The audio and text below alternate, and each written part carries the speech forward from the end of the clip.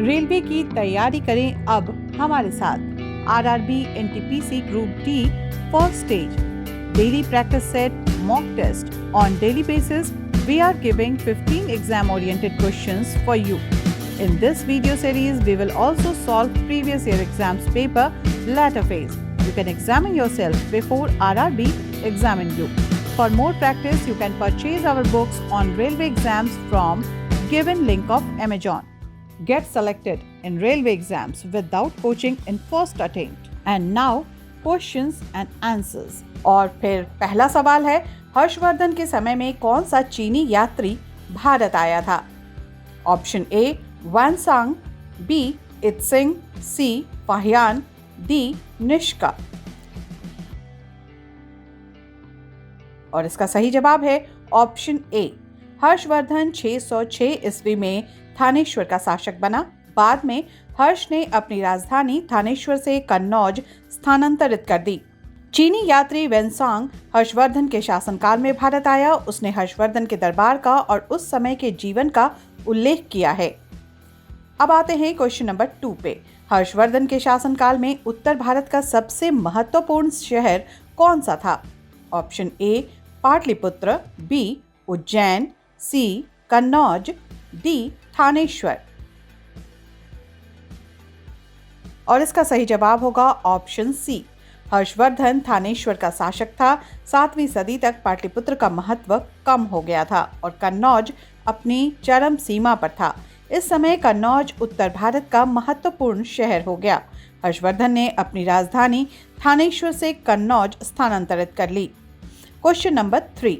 अकबर के शासनकाल में अनुवादित महाभारत के फारसी में अनुवाद का नाम है?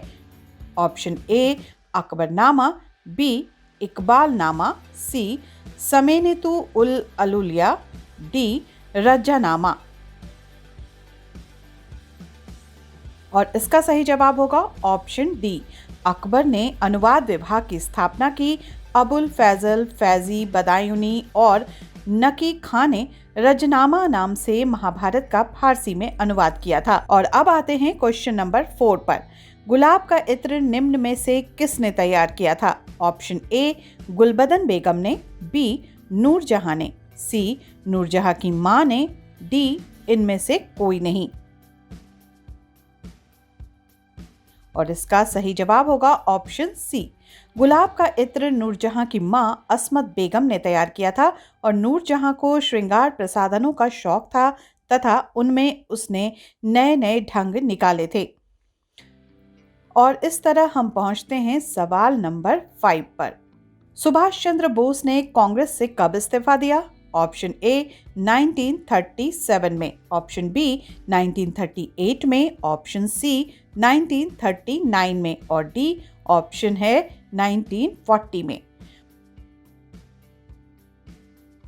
और इसका सही जवाब होगा ऑप्शन सी। मई 1939 को सुभाष चंद्र बोस ने कांग्रेस के एक नए गुट फॉरवर्ड ब्लॉक की स्थापना की। Question number 6। गौरवपूर्ण या रक्तहीन क्रांति इनमें से किसे कहते हैं? ऑप्शन ए 1917 ईस्वी की रूसी क्रांति को, ऑप्शन बी 1857 के प्रथम भारतीय स्वतंत्रता संग्राम को, ऑप्शन सी 1789 ईस्वी की फ्रांसीसी क्रांति को, डी 1688 ईस्वी की इंग्लैंड की क्रांति को। और इसका सही जवाब होगा ऑप्शन डी। 1688 ईस्वी में इंग्लैंड में जेम्स द्वितीय के शासनकाल में गौरवपूर्ण क्रांति हुई थी। Question number 7। निम्नलिखित में से कौन सी एक जैविक चट्टान है? ऑप्शन ए संगमरमर, बी कोयला, सी ग्रेनाइट, डी स्लेट। और इसका सही जवाब है ऑप्शन बी। कोयला एक जैविक चट्टान है। संगमरमर, ग्रेनाइट एवं स्लेट का निर्माण खनिजों द्वारा होता है। Question number 8। अंतर्राष्ट्रीय तिथि रेखा है? ए विषुवत रेखा, बी 0 देशांतर रेखा, सी 90 डिग्री पूर्वी देशांतर रेखा, डी 180 डिग्री देशांतर रेखा। और इसका सही जवाब होगा ऑप्शन डी पृथ्वी पर 180 डिग्री देशांतर लगभग 7 स्थल खंडों को छोड़ते हुए एक काल्पनिक रेखा निर्धारित की गई है, जिसे अंतर्राष्ट्रीय तिथि रेखा कहते हैं।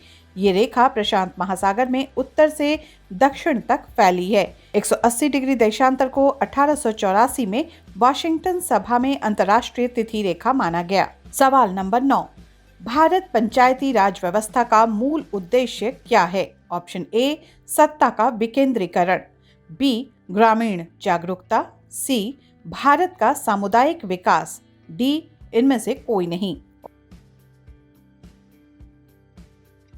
और सही जवाब होगा ऑप्शन ए, भारत में पंचायती राज व्यवस्था का मूल उद्देश्य सत्ता का विकेंद्रीकरण है। सवाल नंबर 10, संविधान के किस भाग को भारत का मैग्ना वार्टा कहा जाता है? ऑप्शन ए, भाग 3 को, बी, भाग 6 को, सी, भाग 2 को, डी, भाग 5 को। और इसका सही जवाब होगा ऑप्शन ए, संविधान के भाग 3 को भारत का मैग्ना कार्टा कहा जाता है। इसी अधिकार के द्वारा इंग्लैंड की जनता ने इंग्लैंड के सम्राट से सुरक्षा प्राप्त किया था। क्वेश्चन नंबर 11 पे आते हैं। टाटा एंड स्टील का मुख्यालय कहां पर है? ऑप्शन ए, कोलकाता में, बी, बोकारो में, सी, जमशेदपुर में, डी, रांची में। और इसका सही जवाब है option C, Tata and steel का मुख्यालय जमशेदपुर में है। इस कारखाने की स्थापना 1907 ईस्वी में जमशेदजी टाटा द्वारा की गई। ये झारखंड राज्य में स्थित है। क्वेश्चन नंबर 12, साइट्रिक एसिड मुक्त रूप से किस में होता है? ऑप्शन ए, इमली में, बी, दूध में, सी, सेब में, डी, नींबू में। और इसका सही जवाब है ऑप्शन डी, साइट्रिक एसिड मुख्यतः साइट्रस फलों में पाया जाता है, जैसे कि नींबू, संतरा, मौसमी आदि। क्वेश्चन नंबर 13, निम्न में से मानव शरीर का वो कौन सा अंग है जो उसमें जल के संतुलन के लिए उत्तरदायी होता है? ऑप्शन ए, हृदय, बी, यकृत, सी, गुर्दे, डी, फेफड़े। और इसका सही जवाब है ऑप्शन सी, गुर्दे। पूरे शरीर में जल और इलेक्ट्रोलाइट्स का संतुलन बनाए रखते हैं। क्वेश्चन नंबर 14, निम्नलिखित में से कौन उत्सर्जक उत्पाद के रूप में यूरिक एसिड का उत्सर्जन करता है? ऑप्शन ए, अमीबा, बी, तितलियां, सी, गोरैया, डी, ऊंट।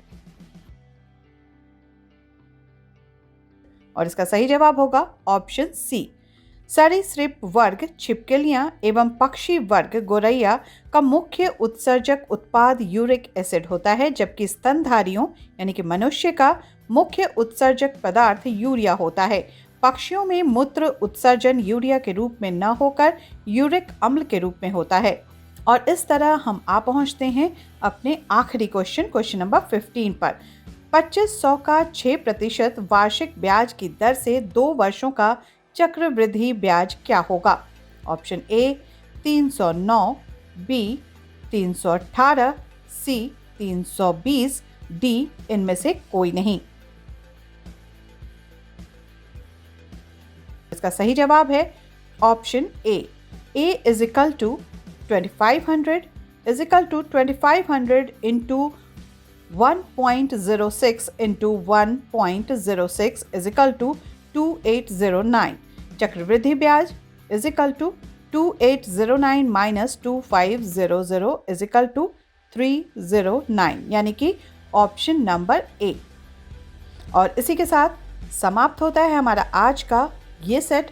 मगर आपके लिए एक जानकारी है, अगर आप बेल आइकॉन पे क्लिक करेंगे तो हमारा हर वीडियो आपको सबसे पहले मिलेगा। तो जल्दी से क्लिक करिए ताकि आपको हमारा वीडियो समय पर मिल सके। धन्यवाद।